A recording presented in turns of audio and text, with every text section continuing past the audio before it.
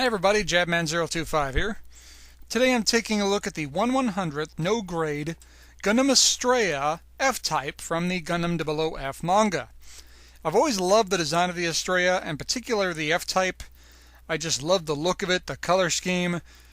I really always enjoyed this kit, and I was never able to find this kit. It was always a tough track down, but my friends at iShop2Go had it, and it was a pretty good price, so I decided to pick it up. And we're going to start by looking at the chest on this kit. This frame is kind of a light brown or a very light gray. And you get this sheet here that is a rubber material that can be used for the cables, kind of in a very light gray, almost an off-white. Now on the chest there, they give you a black sticker for that chest section there. I decided to go ahead and paint it. And you see the cables there on the side.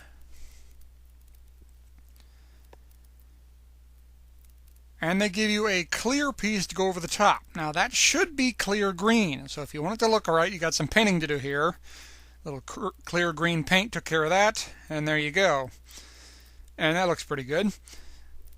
You see the red armor start going on the frame. Again, more painting, you have to change a little bit of that to a light brown. I use an earth tone brown to do that, and it blended in pretty good. More armor. You can see on the binders across the chest, you have that little green section there. There's no stickers, no nothing for that, so you got to paint that yourself. Silver with a top coat of clear green got me that glow. And you see on the back, a very different back from the Astrea. It's later variation. And again, no stickers for the... I take that back. There are stickers for this section here. I decided to go ahead and paint them. And there you go. The face on this kit, you get several options for the face. You can do the Astraea F without the face mask, or the Astraea F2. Yeah, you see, I went with the face mask. I had to paint that face on the inside. The white and the eyes were not done for you. That all comes as red. So you got to do a little painting here, and the face mask covers that up. Exactly why the face mask hides the fact that it's a Gundam, I don't know. Maybe it's a Clark Kent Superman thing where the glasses just change everything. I don't get it. Anyway, up there on the top of the head, more cables. There are no cables for it, so I had to paint that with a sky gray, and that matched those cables pretty darn close, and it looked pretty good. The arms and the shoulders, not a whole lot you got to do here. That little gray section on each shoulder had to be painted in, and some lining, but that's about it. The arms give you two different options here for the F or the F2. You get these gray sections for the F. The F2 looks much more similar to the Astrea. The legs, see here, again with the same thing, those little gray brackets put on the side. Again, if you do the F2, it looked much more similar to the Astrea. Skirt armor, they come with stickers for this section as well.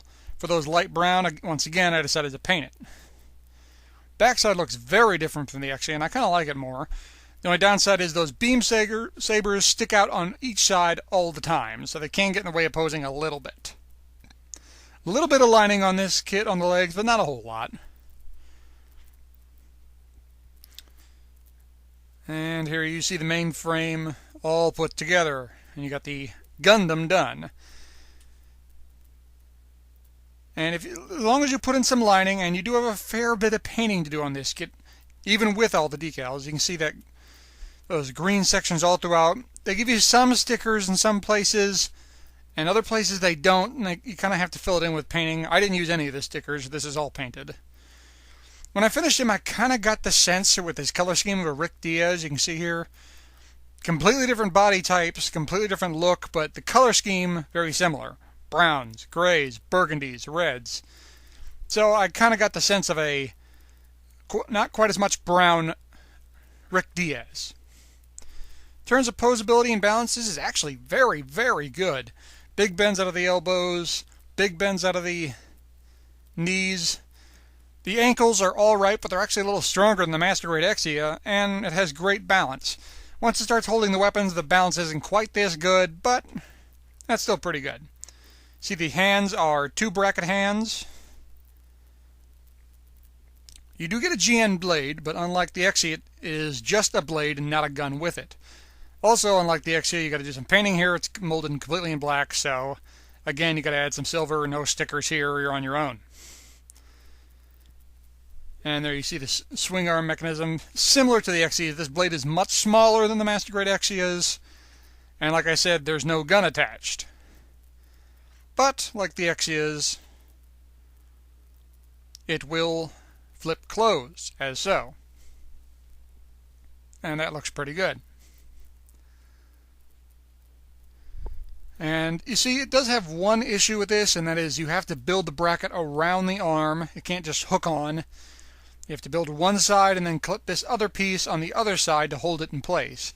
So to take the blade on and off is a little tricky and needlessly complicated. They could have made this a little simpler, but it's a minor complaint. And what you're going to do is you're going to flip the blade around as such, and a handle pops out, and you're going to slide that handle into that bracket hand. Once you've done that, no problems getting any kind of pose you want. This isn't heavy at all. Put it anywhere you want in any kind of pose you want. You also get a shield similar to XE's, a little smaller, a little plainer. And that has a simple bracket right into the arm, just like the XE does. Again, no problems, no issues. On this blade, I was really interested in tying some chroming powder, but I decided to just do it for silver. Might try chroming powder in the future. Beam sabers, like I said, they are stored on the back. You get two, and you get long blades and short blades. No issues holding either. Very similar to the XE, a clear red, kind of a pink. And if you're wondering, yes, you get two of each. Two long blades, two short blades.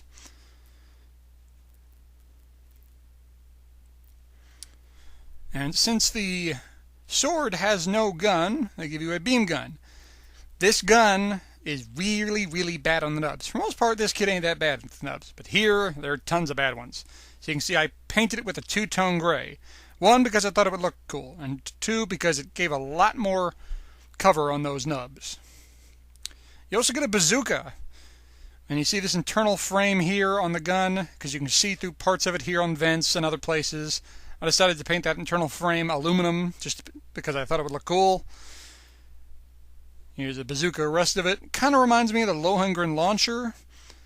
Not exactly sure what comes out of that barrel, but I do know I don't want to be at the end when it fires. Now to attach this, you're going to have this bracket here at the back of the gun. This bracket is going to hook into the shoulder right next to the head. You're going to remove this little fin here and hook it in as so. See, the angle is a little funny here, but it does twist at the back. When you twist it, it doesn't really look good at all. Kind of loses the illusion of a gun, but it's not a huge deal. You get these spare hands here, the open style instead of the trigger hand, and you can get this illusion here. Like I said, you can twist it a little, but the connection at the shoulder looks kind of weird. But even so, like this, it looks pretty good. This kit does come with an attachment for an action base. Nice, strong attachment. Better than the Master Grade Astraea, I might add. And you can do just about any pose you want with it. And once that it's on an action base, that weight issue with the gun disappears.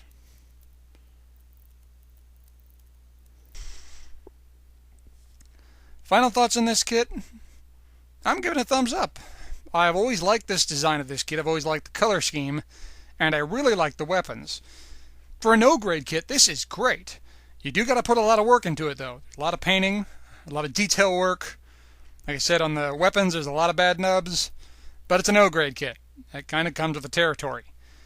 But if you put in some time and effort, this can look like a very, very nice kit, and is a great addition to any collection, if you can find it. This Gundam is notoriously difficult to track down. Well, thanks for watching, guys. Hope you enjoyed the review. Hope you found it informative. If you got any questions, ask them. I'll answer them as best I can. Please leave a comment. You guys know I love reading them. And stay tuned for more. I always got more reviews coming. See you next time, gang. Oh, and one more thing. So tell me, am I getting posed next to anything nice? Something nice next to me on the shelf, huh?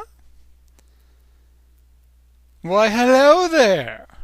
You're looking very fine this evening.